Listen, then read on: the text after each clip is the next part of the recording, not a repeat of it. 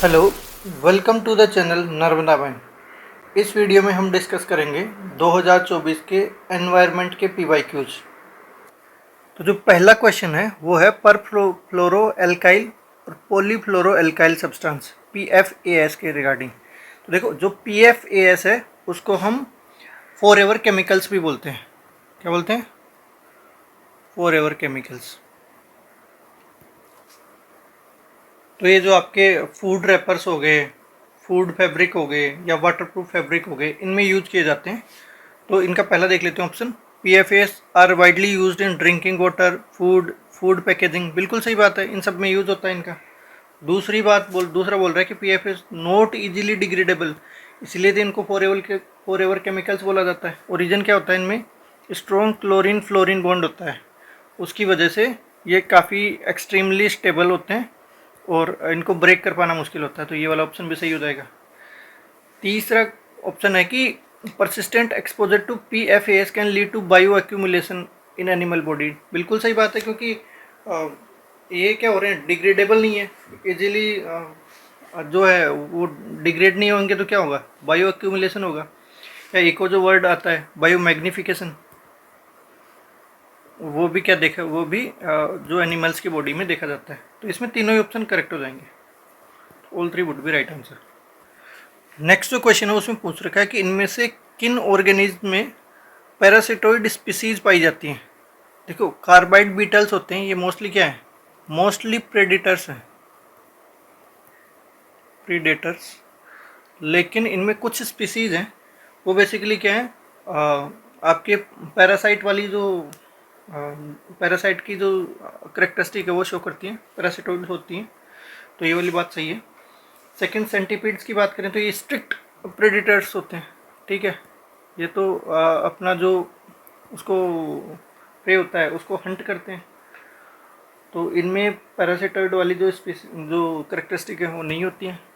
Flies होती हैं, flies के अंदर भी कुछ फ्लाइंग स्पीसीज है, फ्लाइज स्पीसीज है, वो ये वाले पैरासिटोइड वाले करेक्टरिस्टिक शो करती हैं। तो कुछ फ्लाइज स्पीसीज होती हैं, वो क्या होती हैं, जो अपना होस्ट होता है उसके ऊपर जो अपने एग्स हैं वो ले करती हैं और फिर उससे जो उनका लार्वा है वो होस्ट के ऊपर फीड करता है। तो फीड ऑन होस्ट, तो इनका लार्वा है वो। ठीक है, तो ये भी सही हो जाएगा। टर्माइट्स होते हैं, ये बेसिकली सोशल इंसेक्ट होते हैं। और टर्माइट्स जनरली जो वुड है, सेलुलोज है, इसके ऊपर मोस्टली फीड करते हैं।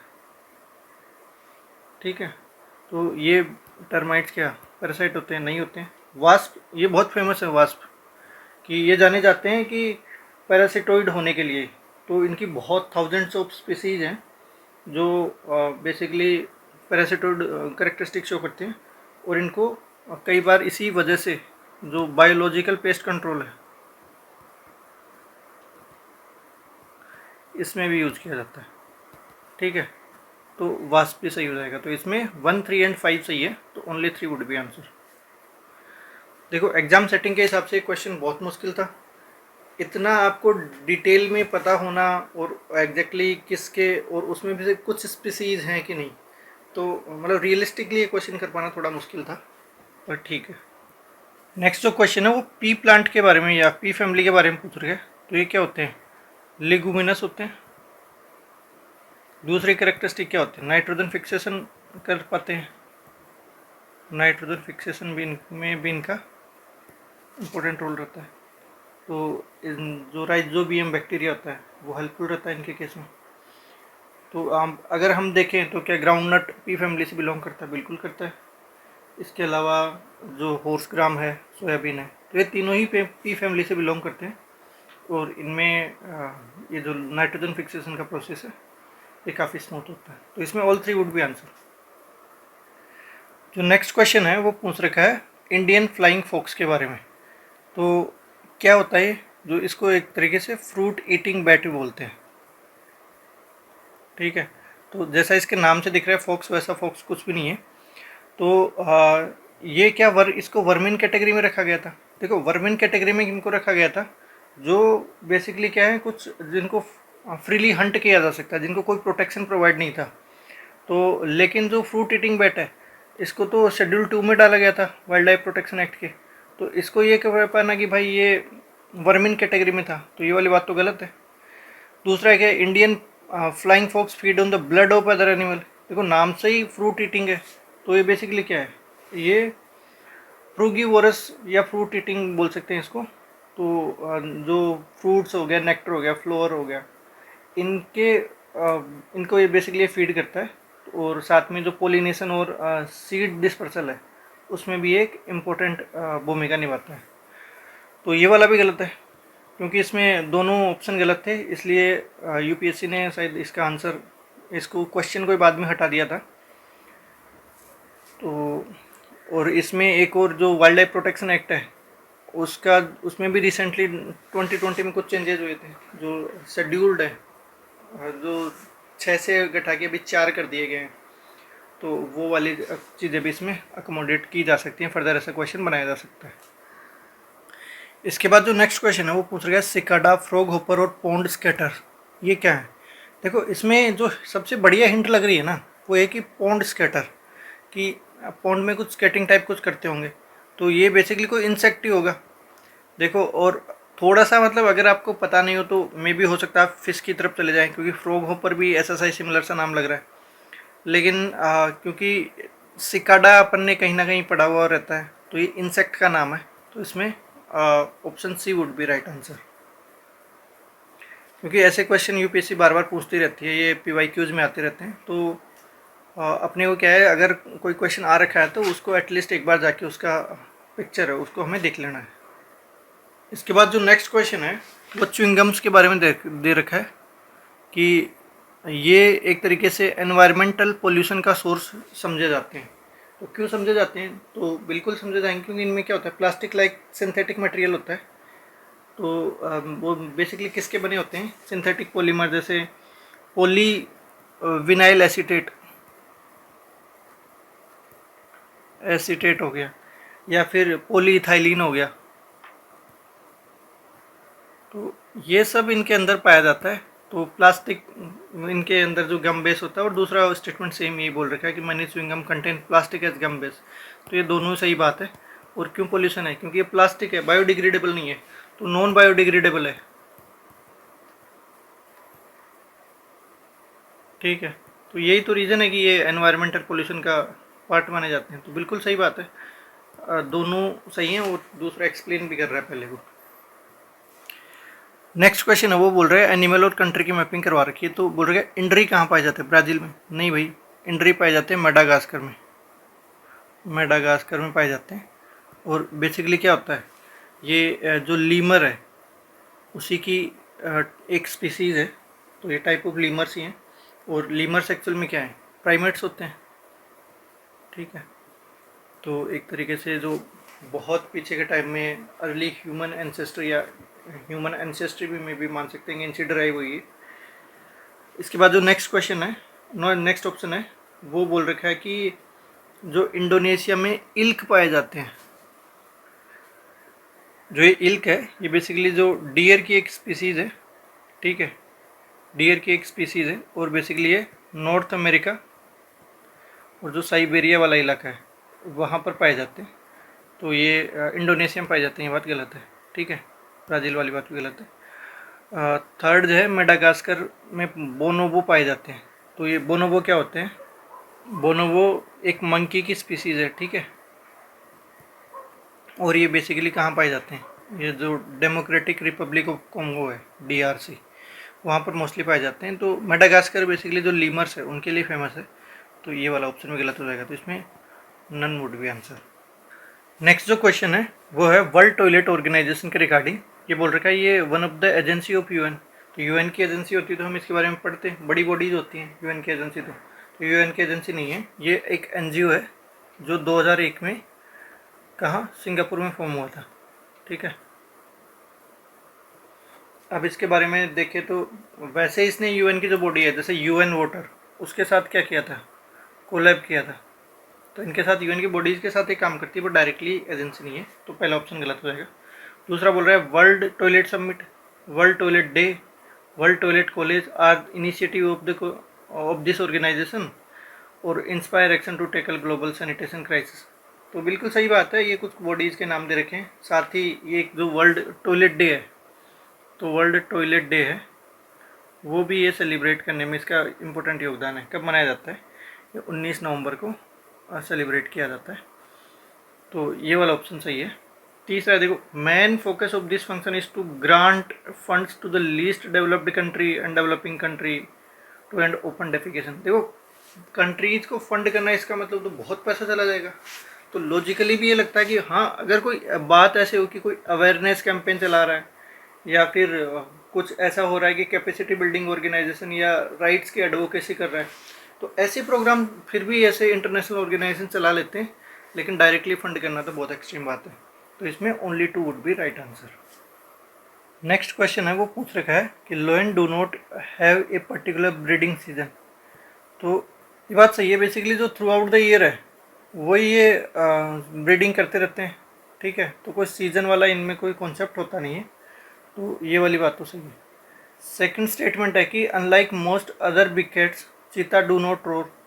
तो ये वाली बात भी सही है कि चीता रोर तो नहीं करता है, और जो क्योंकि उनका जो वोकल कोड स्ट्रक्चर है उसमें कुछ डिफरेंस होता है, ठीक है। वोकल कोड बाकी जो लॉइन या बिग कैट स्पीसीज है उनसे थोड़ा डिफरेंट होता है। तो जैसे के लिए वो म्याऊ लाइक साउंड निकाल सकते हैं, या फिर पर कुछ ऐसे वाली या म्याऊ, तो ऐसे साउंड निकाल सकते हैं, लेकिन रोर नहीं करते हैं। तो ये वाली बात भी सही है। Unlike male lions, male leopards do not proclaim their territory by scent marking. तो सेंट मार्किंग से क्या करते हैं ये लोग? टेरिटरी बता देते हैं कि इतना टेरिटरी इस लेपर्ड को बिलोंग करता है। और लेपर्ड के लिए एक इम्पोर्टेंट चीज़ होती है सेंट मार्किंग।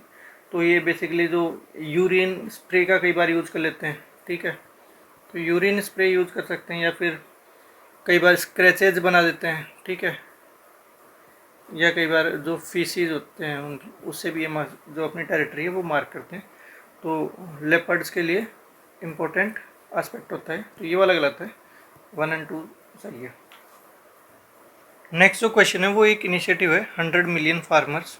तो इसके रिगार्डिंग पूछ रखा है। तो 100 मिलियन फार्मिंग क्या कर रहे हैं? बेसिकली जो ग्लोबल सस्टेनेबिलिटी एफर्ट है उसी का एक पार्ट है। तो इसमें क्लाइमेट स्मार्ट एग्रीकल्चर हो गया, ठीक है, एग्रीकल्चर हो गया, या फिर ऐसी प्रैक्टिस जैसे लो कार्बन फार्मिंग हो गई, या फिर नेचर पॉजिटिव कुछ प्रैक्टिस हो गई।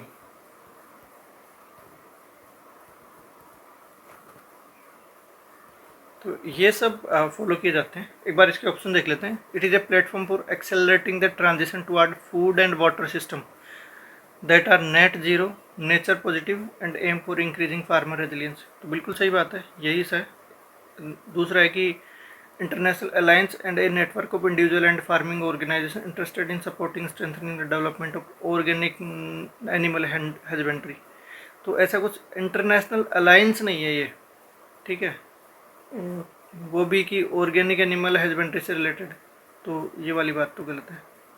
ये फार्मर्स का बेसिकली जो क्लाइमेट स्मार्ट एग्रीकल्चर उन सबको प्रमोट करने के लिए digital platform for integrated service provided blockchain that let buyer sellers trade fertilisers. तो ऐसा भी कुछ नहीं है, फर्टिलाइजर ट्रेड की कोई बात नहीं होती।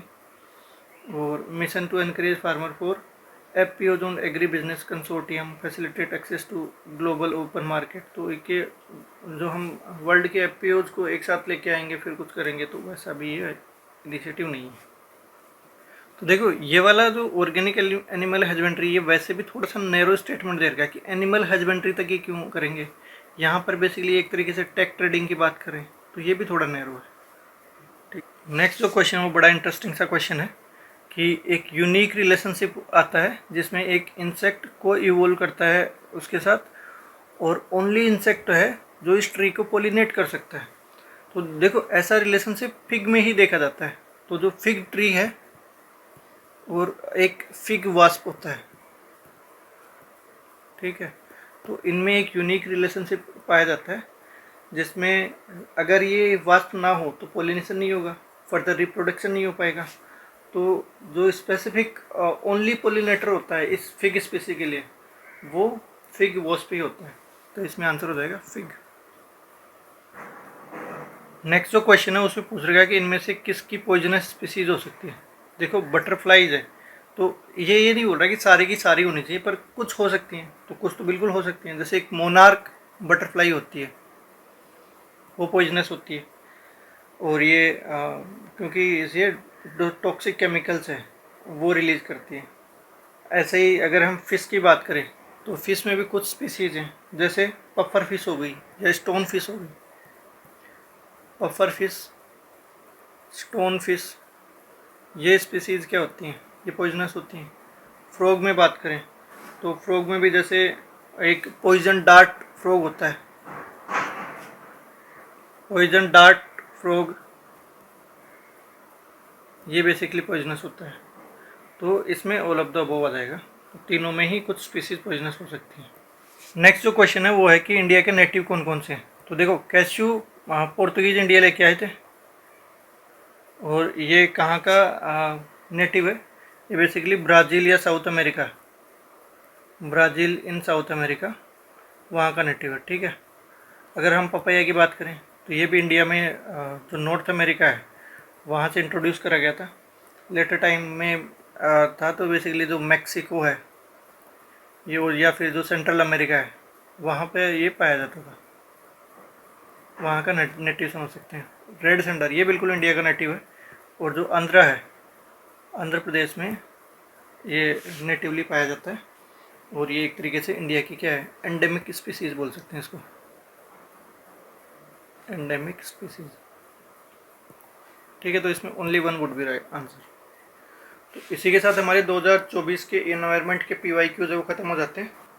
आप डिटेल्ड एनालिसिस के लिए एनवायरनमेंट के साथ साथ मेरी जो हिस्ट्री और इकोनॉमिक्स की PYQ सीरीज़ है उसको भी देख सकते हैं। Thank you for joining.